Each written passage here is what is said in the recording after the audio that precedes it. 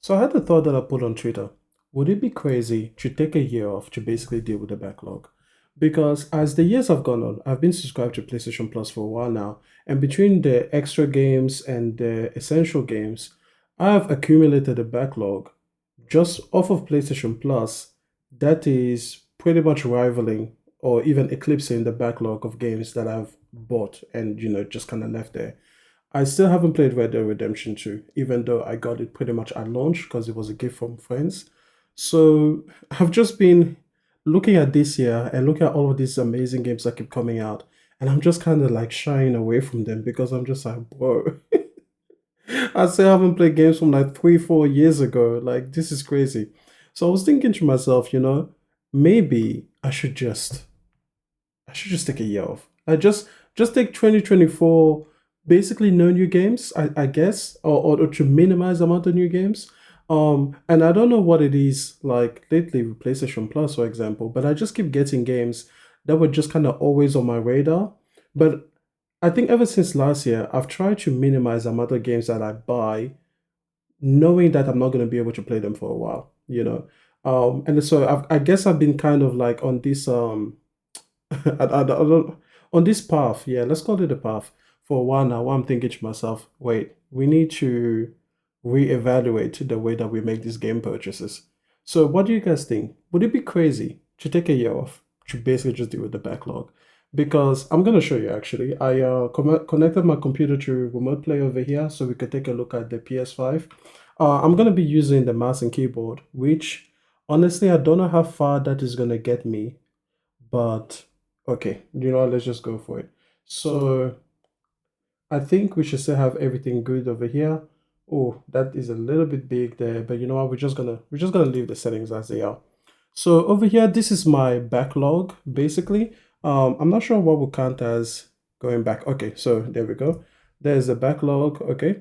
So over here, these are the games that I have to play. I think most of them are from PlayStation Plus because obviously, if you buy a game, you're more likely to just play it right away, I think. So A Plague Tale Requiem, After Party, which I purchased, Cloudpunk. Like this, Cloudpunk is one of those games that I could try for like 30 minutes and just delete. So I'm not gonna play all of these games to completion. Can you believe I still haven't played Detroit Become Human to this day? That's crazy. Oh my goodness. Like honestly, this is what I mean. Like it's almost embarrassing. So I guess this is me showing you my shame. Deus Ex, Mankind Divided. This one is super embarrassing because it's like I purchased this one, like an actual physical copy, and then I never played it. And then eventually came on PlayStation Plus. And when that happens, I just get rid of the disc because then I'm just, we'll just download the digital version that's available through there. So Dishonored 2, another game that I purchased from years ago and I still haven't played, and now it's on PlayStation Plus, I'm pretty sure. Or I purchased this copy digitally, whatever. I know that at some point I purchased Dishonored 2 and I still haven't played it. Deliver Us the Moon is kind of like, okay, I'll try it. But we have a lot of games here, some that I've purchased, some that I haven't. I still haven't played GTA 5. Like not even it's been 11 years. I still haven't played this game. To be fair, with this one, I have tried getting into it, but I played for about 2 hours and then I just keep bouncing off of it. I don't know what it is. I don't think it's the game. I think it's me. And I just gotta wait for the right time to play GTA 5, I guess. And it's been 11 years and that right time hasn't come. Life is Strange, True Colors. I have a few more games here that really belong to this list, but I guess you're gonna see them. But all of their Life is Strange. So I played Life is Strange when it first came out, and I loved it. I never played Life is Strange 2. I never played True Colors, and now the remastered editions have come out, and I've got those, and I still haven't played any of them. So I thought to myself, you know what? Let's just do the whole Life is Strange thing. Let's just start again with the Life is Strange 1 remastered. Oh no, I was gonna play Before the Storm, then I'm gonna play Life is Strange 1, then number 2, then True Colors, and we're just gonna do the whole Life is Strange catalog one day. Mafia Definitive Edition. Now I'm pretty sure I've already played Mafia. But I guess I still haven't played Metal Gear Solid 5 at all. Like I never even launched it. I think I launched it once and I didn't press start. Oh my goodness, this is so shameful. Yeah, what else do we have here as in the Hall of Shame? Seafood just came out on PlayStation Plus. So that added to the thing. So over here, oh, I'm playing this one at the moment, The Outer Worlds. I have so many thoughts about The Outer Worlds because so far I've played about 17 hours into it, and I think it is the Bethesda formula, not perfected, but I guess done the best that I've seen it being done. It's way better than Skyrim because Skyrim is complete garbage. But this is interesting, but it also shows you the limitations of what that formula can bring. So yeah, that one is an interesting one. So, anyways, this is my shame, right? The backlog is my collection of shameful stuff, things that I need to actually either give a try, like give a serious go at least. I'm not going to complete every single one of them. That's what I'm looking for. But there's at least, out of these games, there's at least 16 games in here that I would love all the way through completion. For example, Crystals, right? It's an indie game. I purchased it myself. I'm pretty sure I did. I'm pretty sure I purchased it. Let's check. Oh, no, it's on PlayStation Plus. Okay. I was thinking of purchasing it, and then it came onto PlayStation Plus. And then yeah, I was so interested at the time to play it, and I never got there. Shameful. Shameful. Oh, and since we are here, since we are at this PlayStation dashboard, last time I was talking about the portal, I was talking about my remote play games. So here are some of the games that I think will work great on a portal. Again, there's some games somewhere out there that I could add to this. For example, the Outer Worlds could be added to this list. But just in case you wanted an idea of the types of games that will give you a good remote play experience, I think that these games would do. For example, Life is Strange over here. You see that I've got these two. Well, I also have now access to the remastered versions, so I should swap those out. So my goodness, man, there's so much, there's too many games. Now we'll talk later about Stellar Blade because I just finished with the demo, and that's kind of what inspired this video. But I just thought we would cover a few topics. So here are just some of the games that I have kind of like in the collection. For example, The Last of Us Part 2. I have played The Last of Us Part 2, thank goodness. However, I've realized, oh, actually, you know what? Before we do this, let's get that PlayStation ambient music in the background. Okay, good.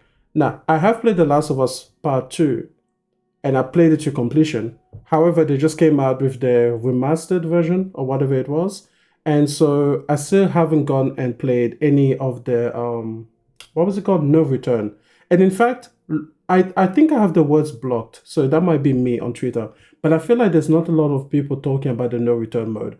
I think it just came out at a time where all of the air in the room for that particular mode coming off of Valhalla from, God of War, it just got sucked out by everything else that came. We had the Final Fantasies, and we had the Grand Blue Fantasy Relink.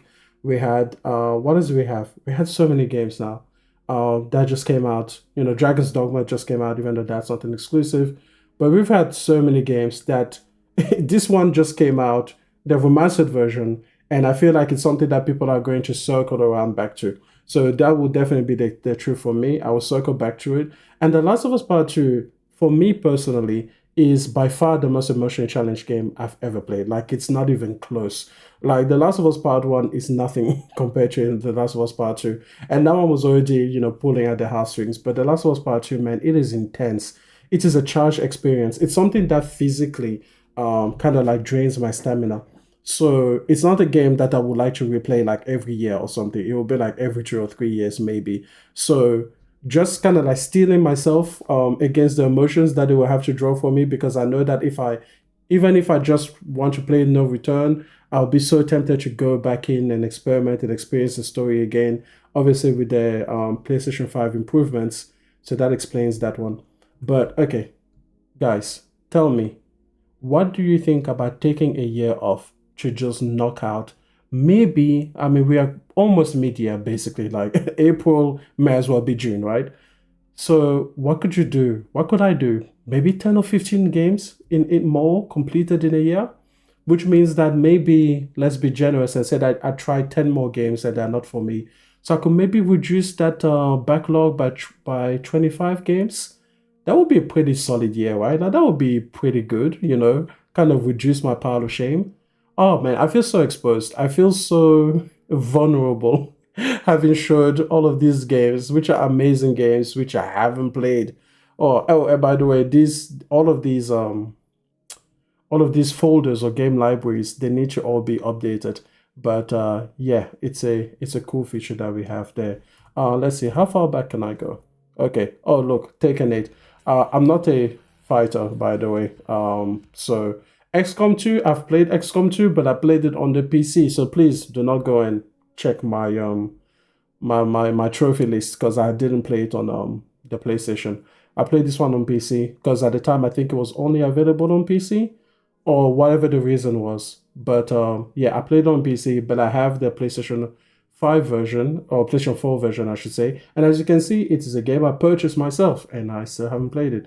Need for Speed Heat, just fun for some graphical stuff. Here's the Mafia, here's Weed West, here's Trek to Yomi, there's some more games. And look, here's the Life is Strange Before the Storm, which I'm supposed to play. And yeah, playing the other worlds at the moment. It's crazy. So, in any case, we're just going to leave that on that. What else are we going to do? Right. Oh, you guys let me know. Let me mute the PlayStation. You guys let me know if it is crazy or not to basically take a year off because I am seriously considering it. But even as I talk about it, I mean, we must admit that there's games like Stellar Blade out here. Okay, so let's talk a little bit about Stellar Blade.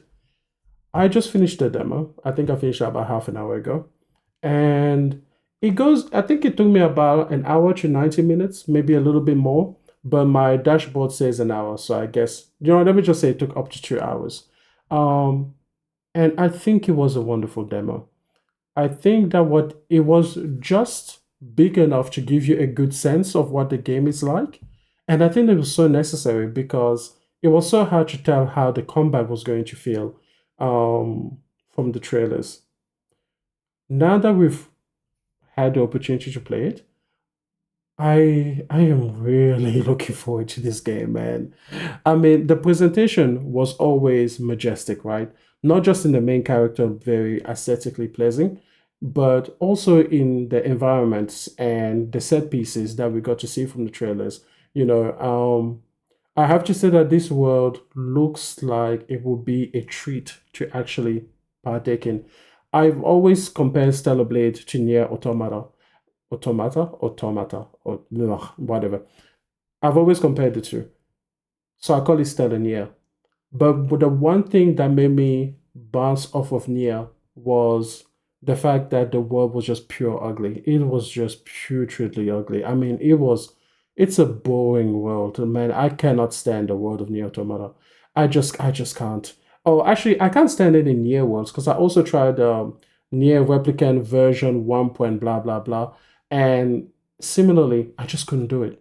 I mean, the worlds are just so drab looking. They're just so just aesthetically devoid of life that I was like, and I don't mean that they are empty, by the way. I just mean that the art style, it's not, it doesn't even feel like on a budget, but it felt almost like the designer was so focused on the gameplay and I guess the aesthetic of the characters within the game that they just decided to just put you in and let you play in a cardboard box.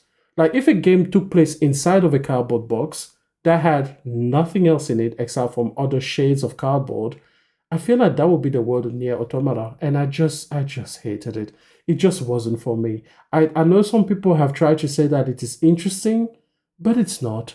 They talk about like it has a forest, but it doesn't make it any better.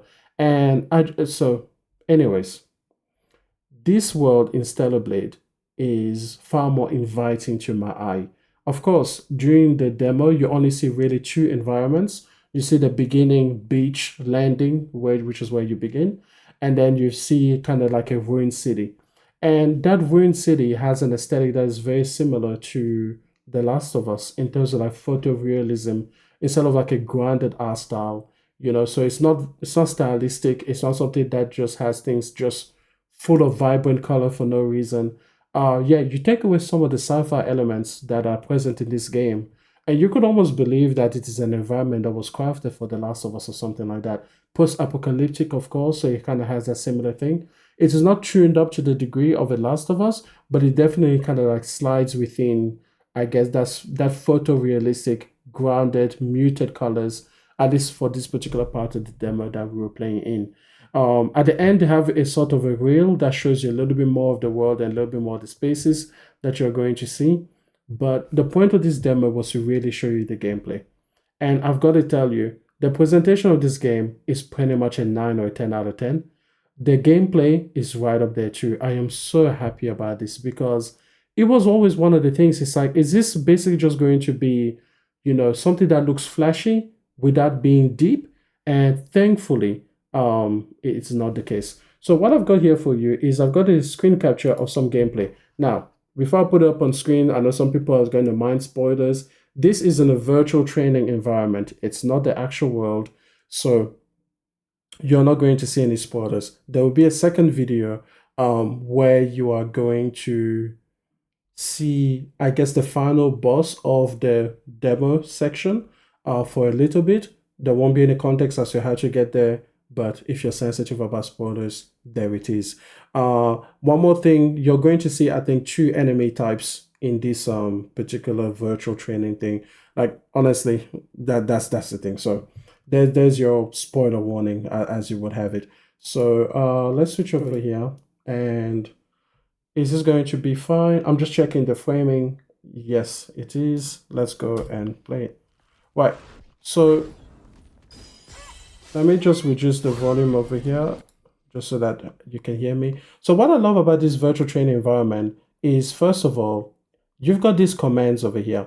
And at the top here, they allow you to really fine tune what it is that the enemy is doing and how it is that you want to practice against the enemy, right? So you can change whether they attack you on or off, whether they use just the standard attacks or whether they use kind of like the full suite of attacks.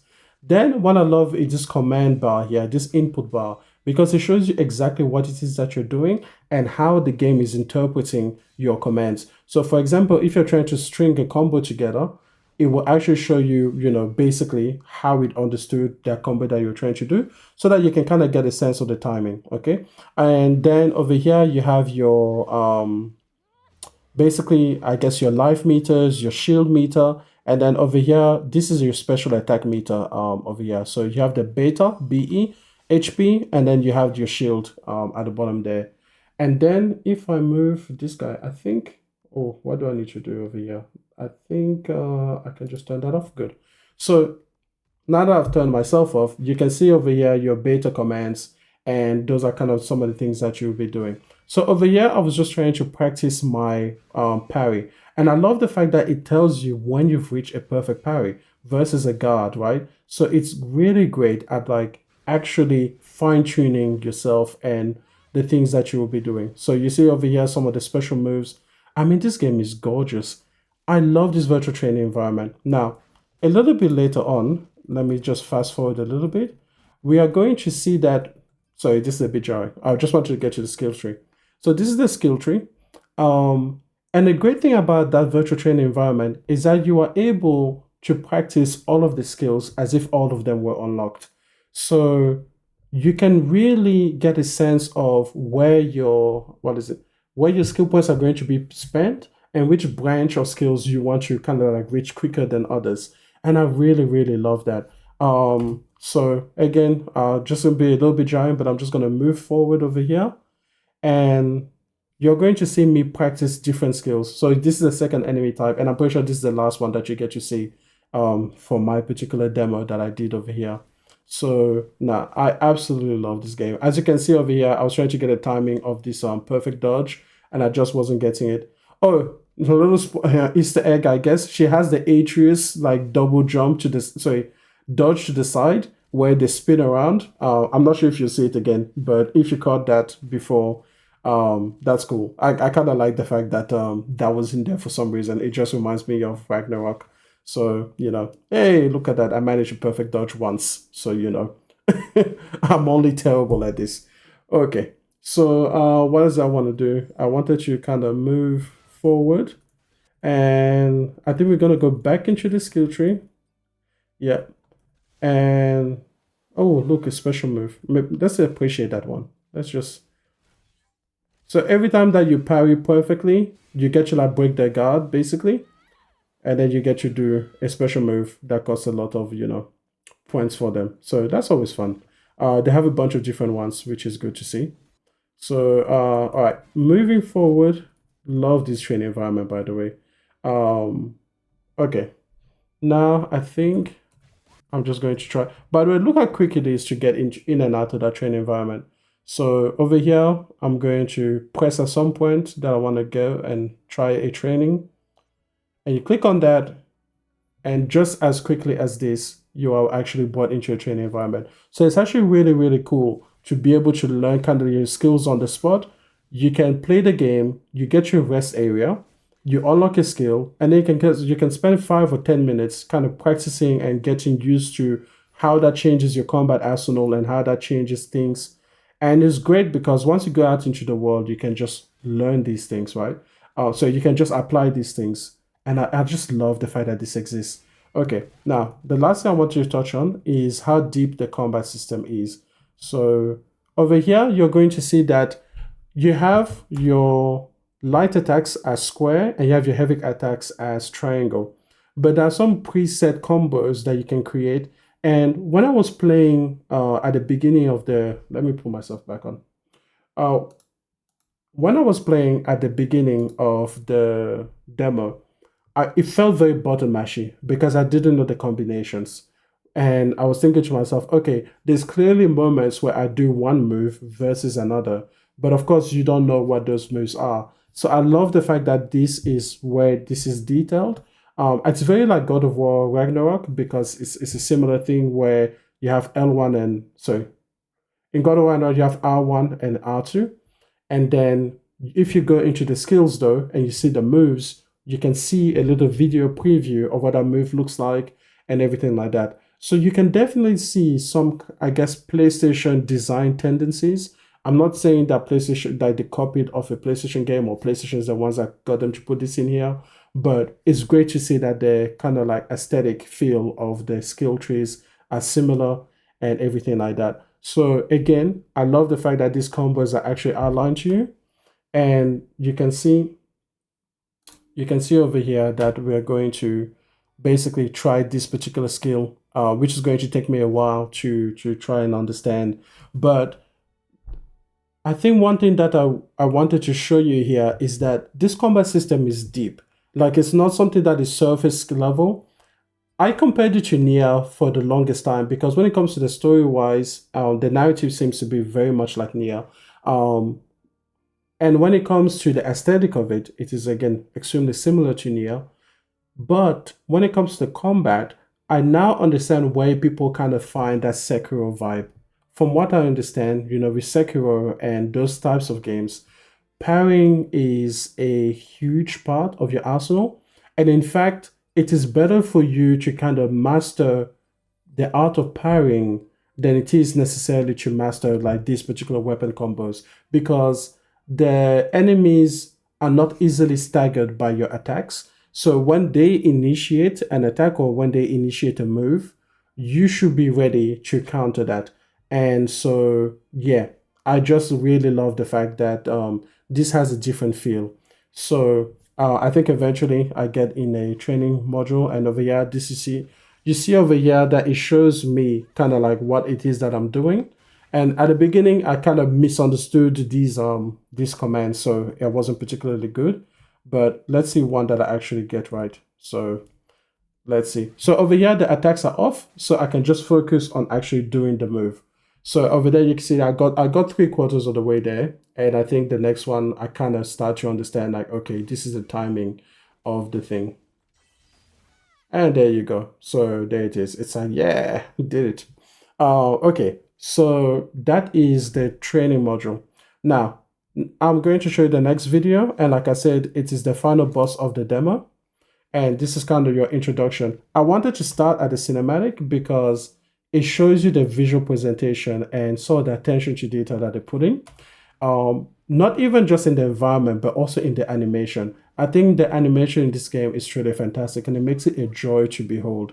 And whether it is Eve herself, like the way that she just grabs her little drone there, I just thought, oh man, that's so cool. Like that's just like a nice, small, epic moment.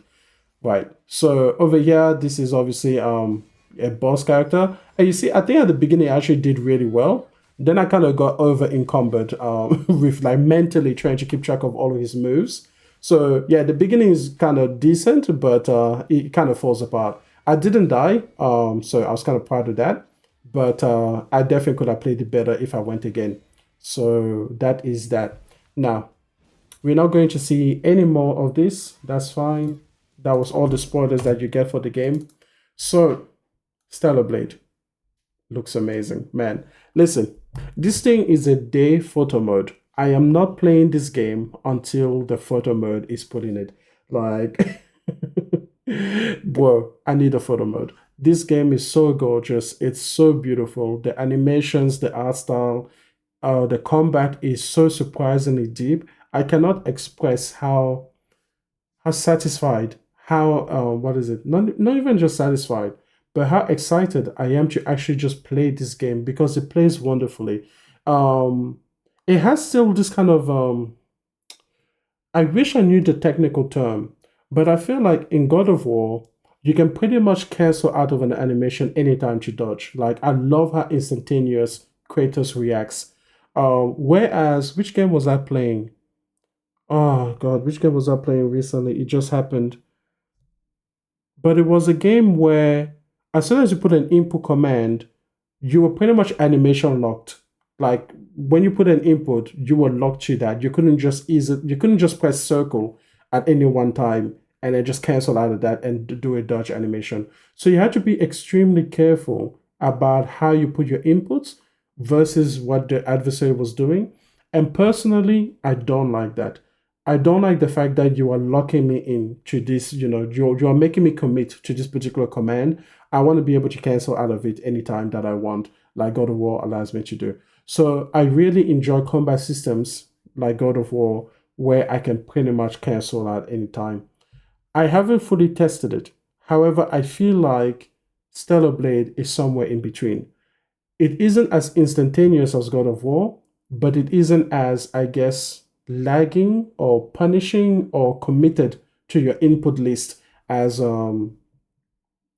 what is it? As that other game. Jesus, what was that other game? I cannot remember for the life of me. You know what? Let me take a look at this PlayStation Remote Play over here. Maybe maybe I'll be able to figure out what it is that I'm talking about.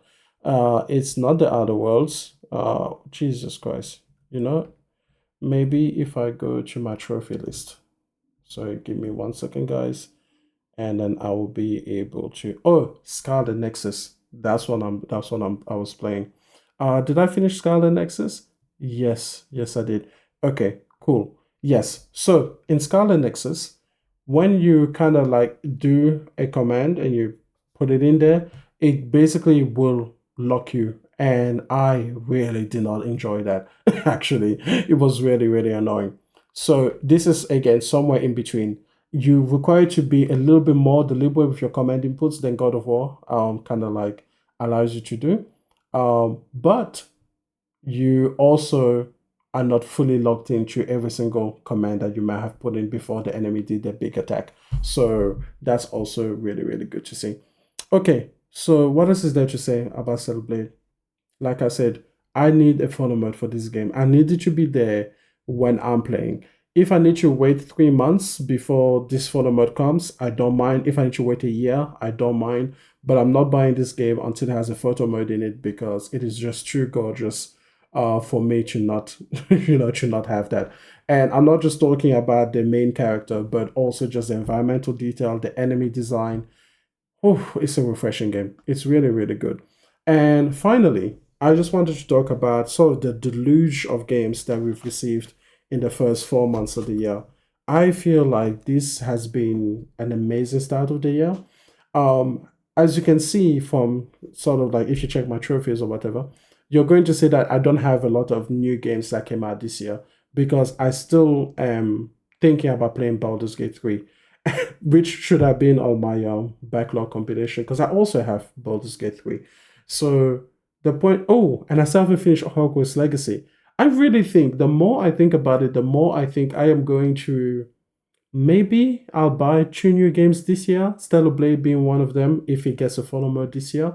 I'm not sure what the developer said about it having follow mode at launch, But I feel like nowadays I expect games like this to have a photo mode added later on.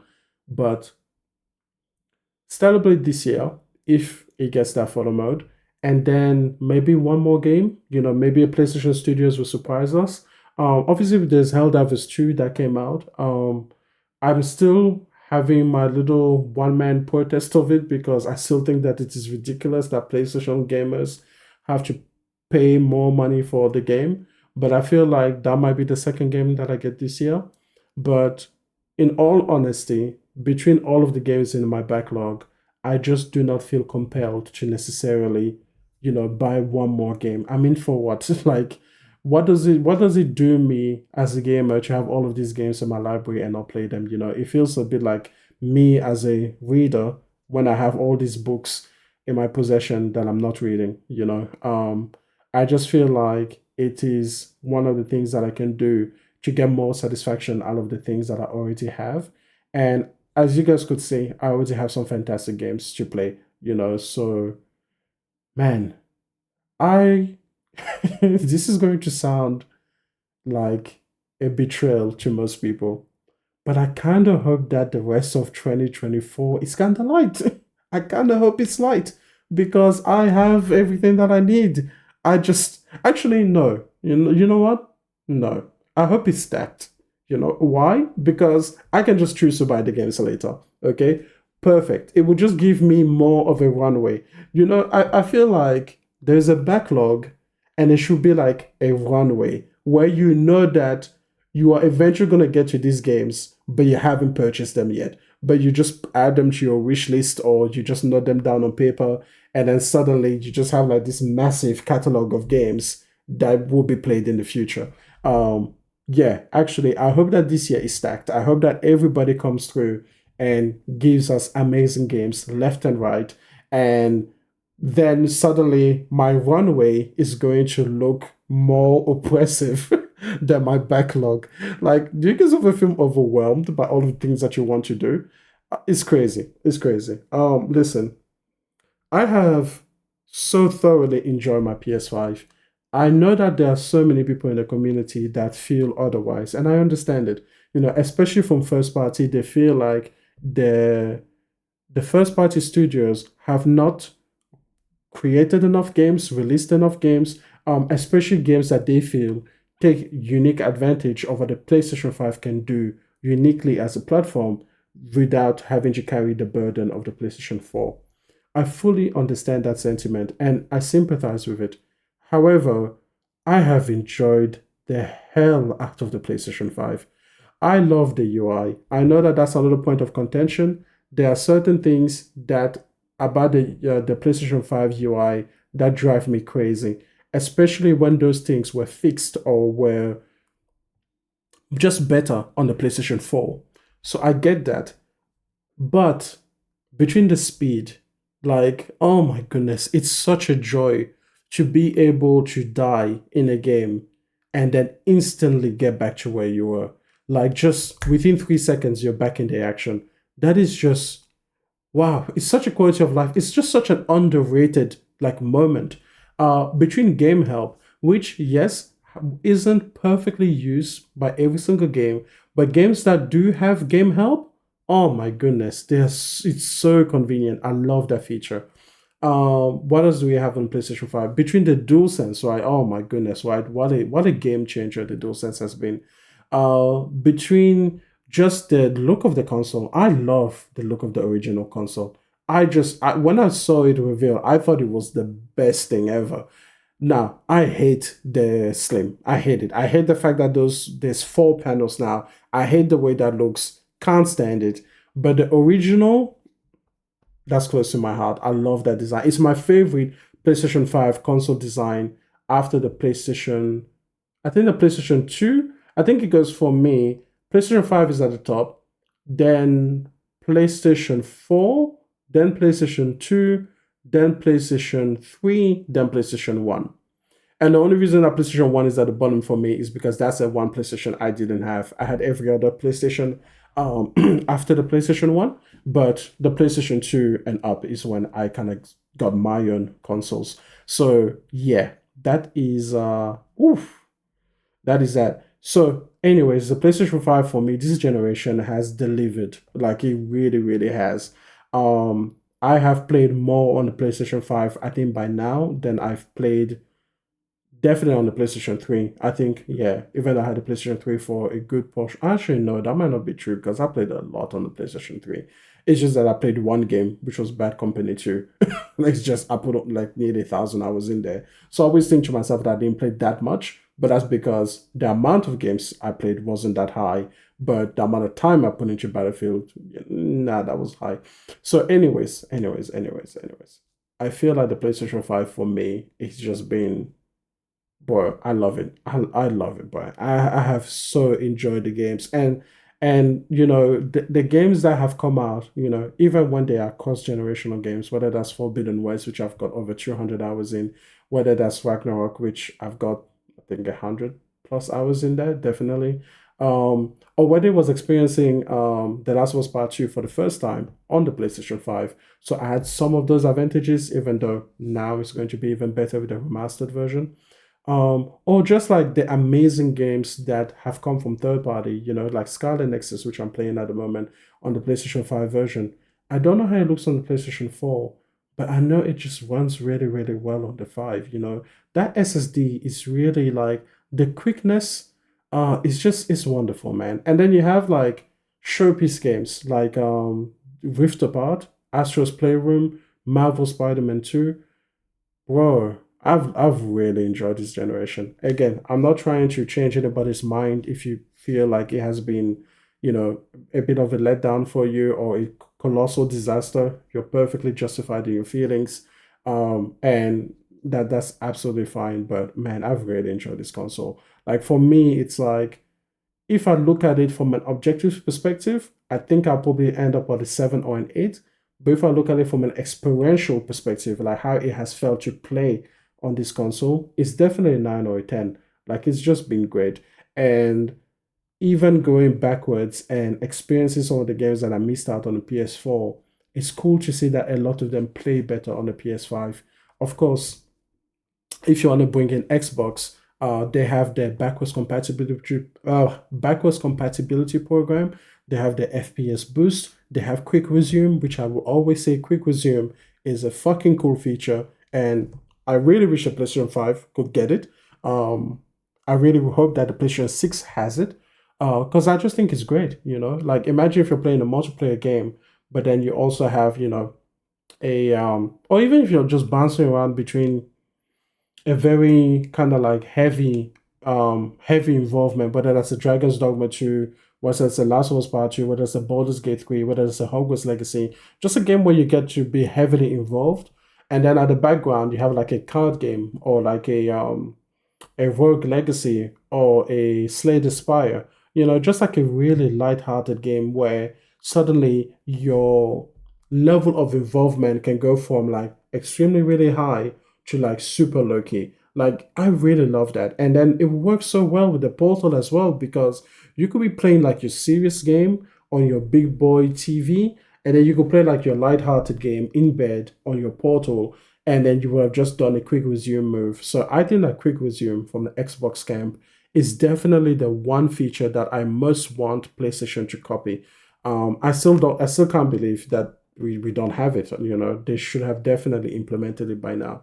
So man, I've truly enjoyed the PlayStation 5 generation, not just for the console itself, but look at the amazing games that we get to play. I mean, everybody keeps just saying like, "Oh, 2023 was the best year in gaming," but 2024 is coming out swinging. Like that is it's crazy to think, but it's true. Ah, man, we are blessed. We are blessed on this side. Okay, listen, I take it back. I want this year to be even more packed than last year because now that I have kind of come to the acceptance that I will be taking basically this year for the most part, almost completely just working through my backlog. Um, I just want that runway to be built, build those tracks ahead so that by the time that I'm ready to move on to new games, I'll have more and more great experiences to play. So, yeah, it's been a great year for gaming so far. I hope that it keeps being one, and I hope that you guys have as much fun as I'm having just going through these games and experiencing them and just loving them. So yeah, here's to gaming.